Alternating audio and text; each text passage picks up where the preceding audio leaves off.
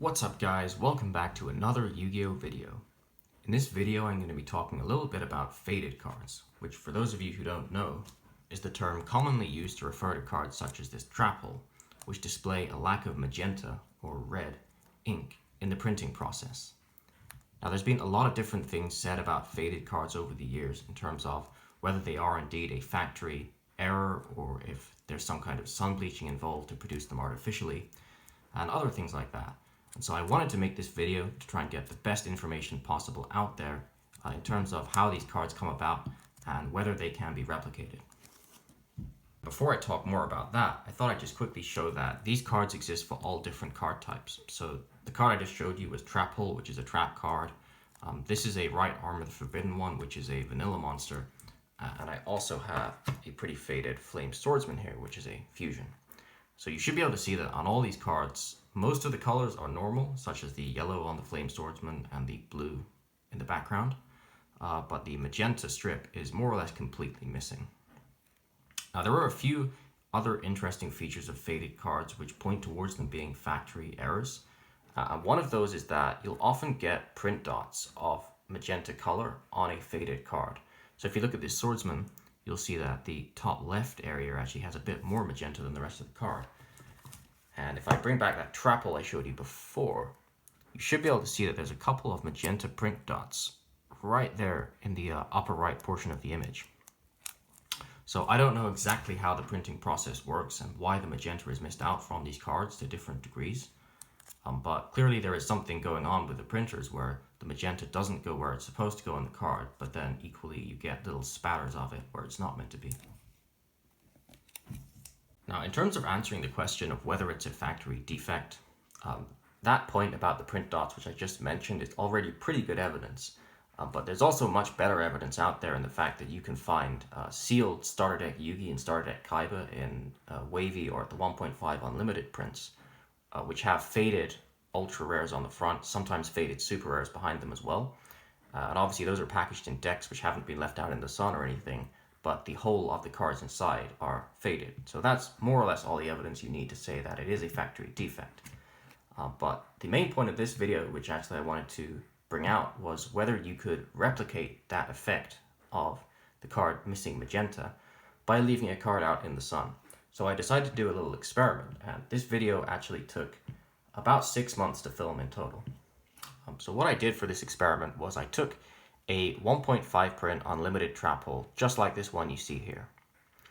And I left it out in the sun every day for that whole period of 6 months. And I filmed a few clips at various different points throughout those months to show the development of the card over that time. So I'm going to cut out from this part of the video here, and you're going to see the various different clips that I filmed all edited together. Okay, so this is the first update after 1 week of leaving the card out in the sun. For the first few days I didn't notice anything different about the card, but after a week it's starting to look a little different. So if I put it down here, and I'm just going to quickly get a regular trap hole, it's a common, you can hopefully see that the colors have started to go a little paler on the one that's been left out in the sun. And I'm just going to quickly compare that as well to a slightly factory faded version of trap hole, and you can see that the colors are already looking pretty different between the two versions. Alright, so this is the second update video. It's been about a month since I started fading this trap hole now. It hasn't been sunny every day, but I would say about half the time it's been sunny, so you're probably looking at about 2 to 3 weeks worth of sun fading here. Now the differences are definitely bigger than they were last time, so here's the sun faded version. I'm going to put that next to, first of all, a regular trap hole. So I managed to get another 1.5 print, and originally these two cards looked exactly the same. You can see they look pretty different now, and definitely all of the color in here, which is primarily yellow on the monster, is just completely missing from the sun faded version. And if I get a third card, this is the factory faded one I showed you before. Again, you should be able to see that the yellow is in the factory faded one and the regular copy, but the one in the middle is just completely missing that shade. Now what's interesting is the magenta of the sun faded card is pretty much still normal. It looks a little bit different to the other two, but I wouldn't say it's missing the magenta like the factory faded copy is. Okay, so it's been about 2 months since I filmed the last video, so overall it's been almost 3 months since I started fading the card. And this is how it looks now. The difference is definitely bigger than it was in the last one, and a lot bigger than it was in the first one. So if I put it next to a regular trap hole, you can see that all of the colors are looking very washed out now. The yellow is completely gone, but even the magenta is starting to go pretty significantly. And here's the slight factory faded copy to put it next to. And you can see, even though they're both missing magenta, somehow the way it happens on the sun faded copy is not the same as the way it happens on the factory faded copy. So there's definitely a different look even to the magenta on these two cards. And again, the monster is completely different. Alright, and now we're back with the fourth and final update video on this trap hole. So it's been a whole 6 months now since I started fading the card. And the last couple of months, it was a pretty gradual change, so I didn't film too many clips in that time. But I think we're pretty much at the end now. So you can see the trap hole, which was originally the same color as this 1.5 print right here, is now missing almost all the color in the card and more or less looks gray, maybe with a slight hint of blue still left in the card, but definitely all the magenta and all the yellow are completely gone. So if I just put that trap hole now next to the factory faded one that I have, this is more or less as faded as a card can be from the factory, because you can see there's almost none of the magenta in the card. But that yellow on the monster is still very much there, where on the sun faded one, there's more or less no color there at all. So I guess the most interesting thing to note when you sunbleach a card is that although you do eventually get rid of the magenta, you get rid of the yellow before that, because that's the lightest color strip.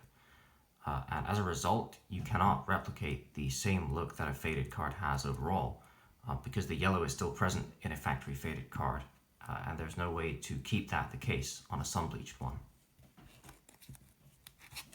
Alright, so we're almost at the end of the video already, but there's one other point which I thought I should bring up about faded cards.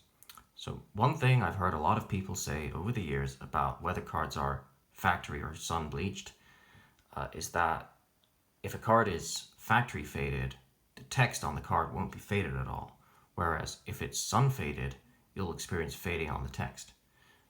Now, when you look at this trap hole, which has been in the sun for a whole 6 months, obviously all of the magenta, all the yellow, and most of the blue are gone from the card. But if we're looking at the black, which is what makes up the text, it's actually still more or less the same as when it started. The border has changed colors slightly, but that change is actually just the other colors leaving the border, and the black in the border is still there, just as it should be.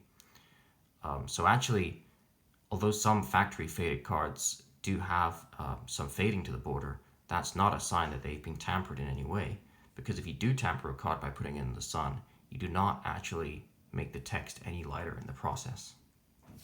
Alright, and that brings us to the end of this video. So I hope you guys enjoyed it. I hope you learned something new about faded cards and hopefully had all of your questions about them answered as well. If you do have any other questions, just put them down in the comments below and I'll always be happy to listen to them, as well as any other suggestions you might have for future videos. And of course, as always, I will see you guys in the next video.